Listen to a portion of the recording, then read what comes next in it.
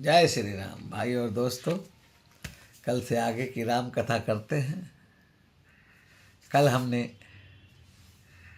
कथा को जनवासे में शंकर भगवान अपनी बारात के साथ जनवासे में ठहरे हैं, यहाँ पर विराम किया था। आगे की कथा आज करते हैं। अब हिमाचल को पता चला बारात आ गई है, तब बारात की चढ़त हुई और जब हिमराज के दरवाजे पर बारात पहुंची और द्वार पर पूजन के लिए भगवान शंकर खड़े हुए और माँ मैना देवी जब आई और उन्होंने देखा भगवान शंकर का विकराल रूप, तो उनके हाथ से थाली गिर गई और वो बेहोश हो गई। किसी ने कहा कि भाई ये तो शंकर जी बड़ा अपमान हो गया, आपकी आरती भी नहीं उतरी और पूजन भी नहीं हुआ। शंकर जी बोले, भाई ससुराल मेरी है, तुम्हारी है क्या मेरी है? क्या आपकी है? जब मेरी ससुराल है, मेरी ससुराल का यही नियम है, मुझे कोई दिक्कत नहीं है। और भगवान शंकर अंदर जाकर बैठ जाते हैं। तब माता मैना को उठाकर स्त्रियां ले जाती हैं। जब उन्हें होश आता है तब वो पार्वती जी को गोद में लेकर बहुत रोती हैं कि किस ने विधाता तूने मेरी सुंदर कन्या के लिए कैसा वर लिख दिया। और तब किसी ने कहा कि ये वर किसने बताया? तब उन्होंने कहा नारद जी ने बताया। नारद जी को ढूंढा गया। जो बिचौलिया होता है उसकी बड़ी जान आफत में होती है। बिचौलिया को ढूंढा गया। नारद जी आए तो नारद औरतें कहती है इनका तो खुद ही घर नहीं बसा, तो इन्हें क्या पता पराई कन्या का दुख क्या होता है। तब नारद जी ने माँ मैना को और हिमान को दोनों को समझाया कि देखो, ये पार्वती तुम्हारी पुत्री नहीं है, ये माँ जगदम्बा है और ये जन्म जन्म से शिव की अर्धांगिनी है। आप ये ना सोचें कि ये केवल आपकी पुत्री हैं। तब हिमान को पता चला कि ये माँ जगदम्बा है, तो वो उनके पैरों में प्रणाम करने लगे और दोबारा से पूरे हिमाचल को सजाया गया। और भगवान शंकर को फिर देवताओं ने अच्छे वस्त्र, स्वर्ण वस्त्र पहनाए, अलंकार पहनाए, स्वर्ण आभूषण पहनाकर भगवान का दिव्य रूप बनाया और भोलेनाथ का, और फिर उनकी पूजा हुई। आचार्यों ने सबसे पहले गौरी गणपति की पूजा कराई, गणेश जी की पूजा कराई। अब यहाँ कोई संशय करे गणेश जी कहाँ से आ गए? अभी तो शंकर जी का विवाह ही हुआ है। अरे भाई, गणेश जी तो अनादि है, अनादि। और भगवान शंकर का विधि विधान से पूजन हुआ और उसके बाद उनकी जयमाल हुई, पूरे 7 फेरे हुए और यज्ञ हुआ और हवन हुआ और उसके बाद माता की विदाई हुई। भगवान शंकर की जब विदाई हुई तो मैना माँ पार्वती को कहती हैं कि करई सदा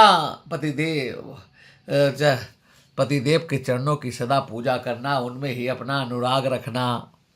और शंकर जी से कहती है इससे कोई भूल हो जाए तो इसको क्षमा करना, ये मेरी बड़ी लाडली है। इस प्रकार से मैना माँ अपनी पुत्री पार्वती को विदा करती है और भोलेनाथ उनको अपने नंदी पर बैठा लेते हैं और कैलाश के लिए रवाना हो जाते हैं। और कैलाश पहुंचकर भगवान आराम से रहते हैं। कुछ दिन बाद कार्तिकेय जी का जन्म होता है और कार्तिकेय जी उस जो एक असुर पैदा हो गया था, जिसके लिए देवताओं ने भगवान को समाधि से जगाकर विवाह कराया, ताड़कासुर, उसका कार्तिकेय जी वध करते हैं। इस प्रकार देवताओं को त्रास से मुक्ति मिलती है।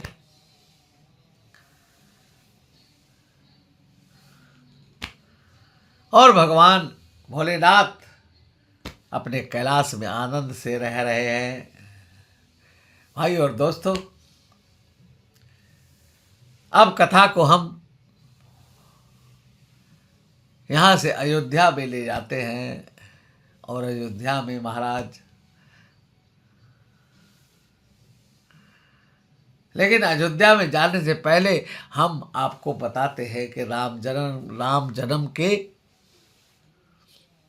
क्या कारण है कि प्रभु ने एक साकार रूप में जन्म लिया है। क्योंकि ब्रह्म तो अनादि है, उसका तो जन्म नहीं होता। लेकिन राम जन्म के क्या कारण हैं, हम राम जन्म के 5 कारण हैं। हम एक एक कारण पर चर्चा करेंगे और विस्तार से करेंगे, आपको अच्छी तरह से समझाएंगे क्या कारण है राम जन्म के।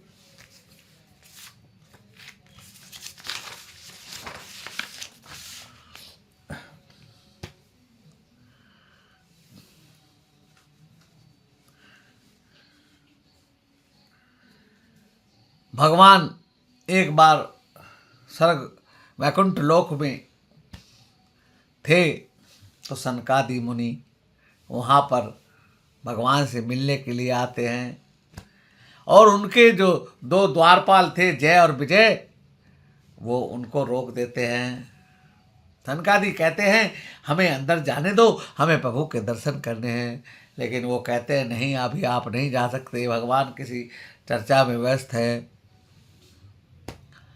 वो 3 बार जाने का आग्रह करते हैं, तब वो नहीं जाने देते। तब सनकादि ऋषि उनको श्राप दे देते हैं कि तुमने हमें प्रभु के दर्शन से 3 बार के लिए रोका है, इसलिए तुम पृथ्वी पर जाकर निशाचर हो जाओ और तुम्हें 3 बार निशाचर होकर जन्म लेना पड़ेगा।